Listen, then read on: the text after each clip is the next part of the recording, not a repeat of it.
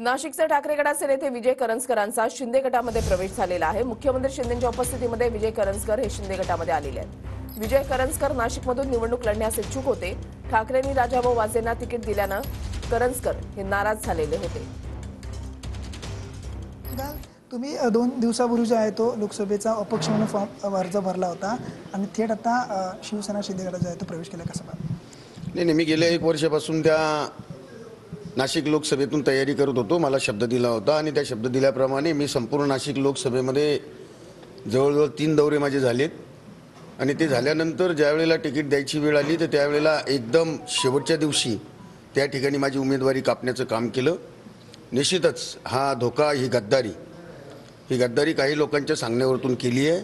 मी त्या सगळ्या लोकांना म्हणजे त्या लोकांचा निषेध करतो आणि येणाऱ्या काळामध्ये जे मी उद्धव बाळासाहेब ठाकरे यांची संघटना सोडून या ठिकाणी आज मी महाराष्ट्र राज्याचे मुख्यमंत्री आणि खऱ्या अर्थानं वंदनीय हिंदुहृदय सम्राट शिवसेना प्रमुख श्रीमान बाळासाहेब ठाकरे असतील किंवा आनंद दिघे साहेब असतील, ह्या लोकांना म्हणजे ह्या दोघांनाही महंतींना अभिप्रेत असलेलं काम ज्या पद्धतीनं आदरणीय मुख्यमंत्री शिंदेसाहेब करतात, निश्चितपणे येणाऱ्या काळामध्ये त्यांची कट्टरता, त्यांची निष्ठा आणि शिवसैनिकांविषयी असलेला जिव्हाळा भावना ह्या मी ओळखून मी आज खऱ्या अर्थानं खऱ्या शिवसैनिकाच्या भेटीला या ठिकाणी आलो होतो आणि त्यांच्या सोबतीला मी राहण्याचा या ठिकाणी आज निश्चय केलेला आहे।